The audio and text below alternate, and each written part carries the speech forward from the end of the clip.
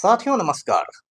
पटना बिहार से मैं Amitabh Kumar Das, IPS 94 batch, और आप देख रहे हैं मेरा अपना यूट्यूब चैनल दास बोले बिंदास।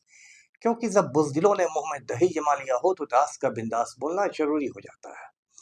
साथियों, खबर यह है कि पलटू की अंधेर नगरी यानी बिहार में एक और परीक्षा रद्द हो गई है पेपर लीक की वजह से। ये परीक्षा है CHO की परीक्षा। इस पूरे वीडियो को आखिर तक दिल थाम कर देखिए। सबसे पहले समझते हैं कि ये CHO क्या होता है। CHO का मतलब होता है कम्युनिटी हेल्थ ऑफिसर।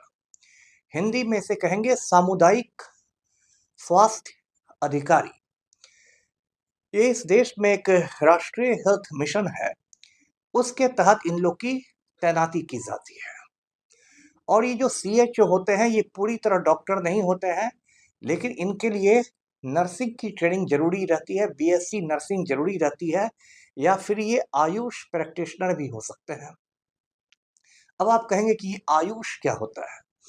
तो आयुष जो होता है AYUSH, उसके हर लेटर से एक मतलब रहता है। A से आयुर्वेद, Y से योग, U से यूनानी, S से सिद्ध, और H से होम्योपैथी। ये परंपरागत तरीके हैं हेल्थ केयर के, स्वास्थ्य के संभालने के परंपरागत तरीके हैं। और आसान भाषा में समझिए कि जितने भी नॉन एलोपैथिक लोग होते हैं, गैर एलोपैथिक डॉक्टर्स, वो सब आयुष कहलाते हैं। तो जो आयुष प्रैक्टिशनर होते हैं या जिन लोगों ने नर्सिंग की ट्रेनिंग की होती है, उनको CHO के रूप में, सामुदायिक स्वास्थ्य अधिकारी के रूप में तैनात किया जाता है। और ये राष्ट्रीय हेल्थ मिशन के तहत बाकायदा इनकी परीक्षा होती है और तैनाती होती है। अब इस साल नवंबर में उनकी रिक्तियां निकली। बिहार स्वास्थ्य हेल्थ सोसाइटी ने निकाली, बिहार स्टेट हेल्थ सोसाइटी ने। उसके बाद इनके फॉर्म भरे गए। 27 नवंबर को एडमिट कार्ड जारी हो गया और ऐलान हुआ कि 1, 2, 3 दिसंबर को ये CBT होगा। इसका CBT मतलब कंप्यूटर बेस्ड टेस्ट, यानी ऑनलाइन परीक्षा होगी। उसके बाद जो होना था वही हुआ बिहार में।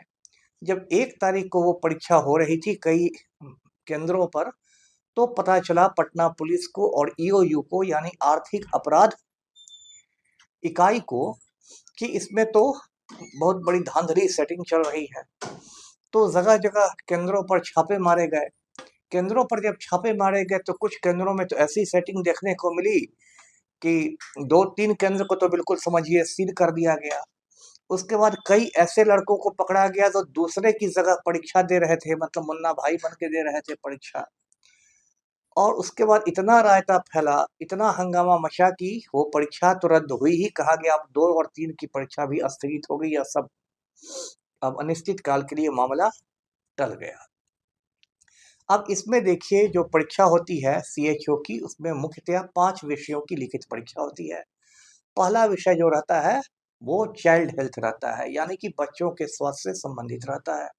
दूसरा विषय जो रहता है वो मदर्स हेल्थ रहता है, यानी माताओं के स्वास्थ्य से संबंधित रहता है।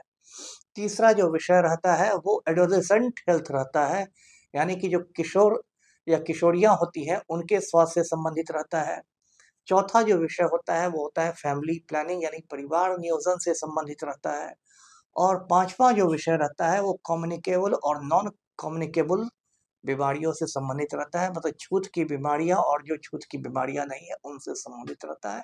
इसका बाकायदा लंबा चौड़ा एक पाठ्यक्रम होता है, सिलेबस रहता है। और इस बार 4,500 4500 रिक्तियां थी। अब इतनी रिक्तियां तो समझिए, इतनी बेरोजगारी है तो कितने लोगों ने भरा होगा, दूर दूर से लोग आके दे रहे थे।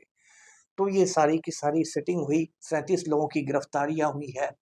और फिर मतलब सब कुछ जो आप कहते हैं कि वही जानी पहचानी कहानी, वही बिहार में परीक्षा, वही पेपर लीक, वही अब आ रहा है कि उसमें 100 करोड़ का और कितना करोड़ की सेटिंग थी, कितने केंद्र बेचे गए थे, कितनी नौकरियां बेची गई थी। वही पुरानी जानी पहचानी जो कहानी है, उसके लिए बिहार एकदम पर्याय बन गया, वही है।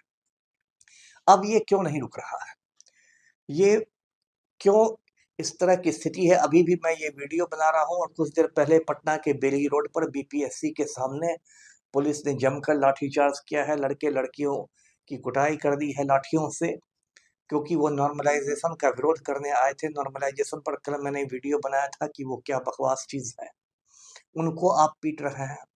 बीपीएससी का तो ये हाल है कि 67वीं बीपीएससी में प्रारंभिक परीक्षा का प्रश्न पत्र लीक हुआ था। TRE 3 की जो परीक्षा ली जा रही थी उसको रद्द करना पड़ा, उसका पेपर लीक हो गया।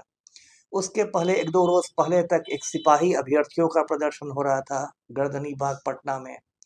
NCW और EWS का मामला था, उसको लेके हंगामा हुआ, उसको लेके हजारों लड़के लड़कियां जुटे। अंत में चयन पर्षद को झुकना पड़ा कि ठीक है, करंट NCL और EWS को भी माना जाएगा, बस जुलाई 23 के पहले का नहीं खोजा जाएगा। ये क्या हो रहा है? और बिल्कुल एक पैटर्न सा चला है। नीट की परीक्षा जो अखिल भारतीय परीक्षा होती है, जिसके द्वारा मेडिकल कॉलेजों में लड़के लड़कियों की दाखिला होती है, उसमें वही कहानी, हर जगह वही कहानी, वही। पिछले साल 1 अक्टूबर को सिपाहियों की परीक्षा हुई थी लिखित, उसको रद्द करना पड़ा 3 अक्टूबर को। और इसकी ये वजह है कि शिक्षा माफिया का पूरी तरह तंत्र पर, सिस्टम पर कब्जा हो गया है। 2 संजीवों को अब तक गिरफ्तार नहीं किया गया है, एक संजीव सिंघल और दूसरा संजीव मुखिया। संजीव सिंघल जो है, मैंने पहले बताया है, 88 बैच का IPS था, बिहार का DGP था, केंद्रीय चयन परिषद का अध्यक्ष बना। उसने डंके की चोट पर घोटाला किया, कलकत्ता की एक ऐसी प्रिंटिंग प्रेस को पर्चे छपने का काम दे दिया जिस प्रिंटिंग प्रेस का कोई वजूद नहीं था। प्रिंटिंग प्रेस के लोग पकड़ाए तो उन्होंने कहा कि हमने 10% कमीशन देके सिंघल साहब को पेपर छापने का टेंडर लिया। इसके बावजूद सिंघल ने, उसके बाद जो मैडम शोभा ओहटकर बनी चेयरपर्सन, उसको कोई दस्तावेज नहीं दिए। सिंघल से पूछताछ के नाम पर सिर्फ खाना पूरी हुई, कायदे से उसकी गिरफ्तारी होनी चाहिए, लेकिन संजीव सिंघल पलटू राम का करीबी है, कुछ नहीं हुआ, उल्टे उसको ऊर्जा विभाग में सुरक्षा सलाहकार बना दिया। दूसरा संजीव है संजीव मुखिया, जो मास्टरमाइंड है पेपर लीक का, नालंदा का ही रहने वाला है, पलटू राम के जिले का है, नगर नौसा के एक हॉर्टिकल्चर कॉलेज में काम करता था, वो फरार है।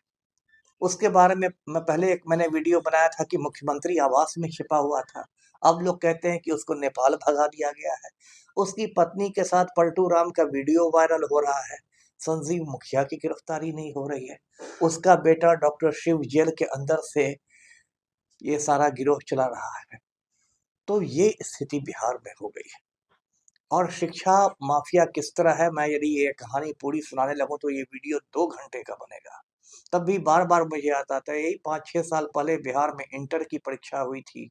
उसका रिजल्ट निकला तो रूबी राय नाम की लड़की टॉप कर गई राजनीति विज्ञान में, पॉलिटिकल साइंस में। उससे पूछा गया कि राजनीति विज्ञान में किस चीज की पढ़ाई होती है, मीडिया वालों ने पूछा, उसने जवाब दिया कि राजनीति विज्ञान में खाना पकाना सिखाया जाता है। ये स्टेट के टॉपर का जवाब है, बिहार के टॉपर का ये जवाब है। तो ये पलटू राम ने क्या बिहार की हालत कर दी है। और पलटू राम को माफिया की चमचागिरी से फुर्सत नहीं मिल रही है। माफिया डॉन अनंत सिंह के आज्ञाकारी चपरासी बन गए हैं। मुख्यमंत्री आवास में बंद कमरे में माफिया डॉन के साथ पलटू राम की गुफ्तगू होती है। और ये पलटू राम अभी एक महिला संवाद यात्रा पर निकलने जा रहे हैं। इनको महिलाओं की इतनी चिंता हो गई है। और यहाँ महिला अभ्यर्थी सिपाही भर्ती में या बीपीएससी की भर्ती में महिलाओं पर लाठीचार्ज हो रहा है, वो क्या महिलाएं नहीं है? तो पलटू राम को इन सब चीजों का हिसाब दिया जाएगा। विडंबना ये है कि पलटू राम खुद छात्र आंदोलन की उपज है। आज से 50 साल पहले बिहार में छात्र आंदोलन हुआ था, सन 74 में जेपी के नेतृत्व में। नीतीश ने उससे अपनी राजनीति शुरू की।